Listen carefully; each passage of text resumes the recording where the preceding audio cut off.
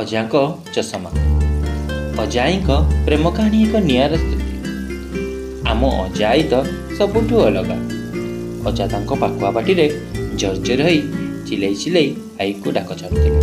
କୁଆଡ଼େ ଗଲୁଲ ସୁନିମା, ଏଇଟା ପରା କୁଆଡ଼େ ଗପ ମାରୁଥିବ, ମୋ କଥା କ'ଣ ତାକୁ ଶୁଣାଯିବ?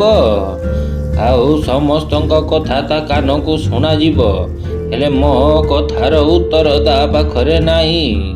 ମୋର ଝଗଡ଼ା ହୁଏ ତା ସହିତ ସେଇଥିପାଇଁ ସବୁବେଳେ।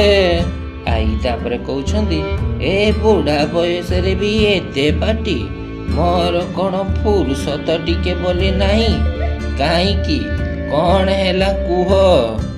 ଅଜା କହୁଛନ୍ତି, ଆରେ ଚଷମା ଆଉ ପାନ ବଟାଟା ଦେ, ମୁଁ ଟିକେ ଦାଣ୍ଡ ଆଡ଼େ ବୁଲି ଆସିବି।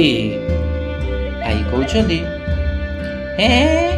ଚଷମା କ'ଣ ମୋତେ ଦେଇଥିଲ? ମୁଁ କେମିତି ଜାଣିବି କୋଉଠି ରଖି ଦେଇଥିବ? ଆଈ ଗୁଣୁଗୁଣୁ ହୋଇ କହିଲେ, ଦଉଛି, ଏତେ ଆଉ ପାଟି କରନି। ଆଈ ବ୍ୟସ୍ତବ୍ୟସ୍ତ ହୋଇ ଖୋଜି ଖୋଜି ଚାଲିଥିଲେ ଚଷମାକୁ। ଘର ସାରା ଜିନିଷ ଏପଟ ସେପଟ ହୋଇ ଗଲାଣି, ହେଲେ ଚଷମା ମିଳିଲା ନାହିଁ। ଏପର୍ଯ୍ୟନ୍ତ ଆଈଙ୍କର ଗାଧୁଆ ପୂଜା କରା କିଛି କାମ ହୋଇନାହିଁ। ଖିଆପିଆ ତ ଦୂରର କଥା, ହେଲେ ଅଜା ବା କାହୁଁ ବୁଝିବେ ସେ କଥା? ତାଙ୍କ କାମରେ ଗଡ଼ ବଡ଼ ହେଲେ ଆଈ ଉପରେ ଖାଲି ଗାରୁ ଗାରୁ ହେବେ। ଘର ସାରା ହାଲ୍ଲା ହେଉଥିଲା।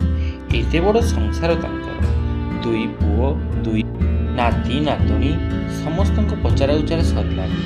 କାଳେ ସାନ ନାତି ଟୋକାଟା ନେଇଯାଇଥିବ ଖେଳିବାକୁ, ହେଲେ ତା ପାଖରେ ମଧ୍ୟ ନଥିଲା।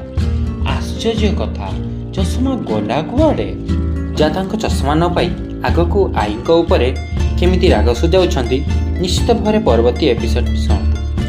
ଯଦି ଆପଣଙ୍କୁ ଭିଡ଼ିଓଟି ଭଲ ଲାଗିଥାଏ ତେବେ ଲାଇକ୍, ସେୟାର ଆଣ୍ଡ ସବସ୍କ୍ରାଇବ୍ କରନ୍ତୁ। Thank you.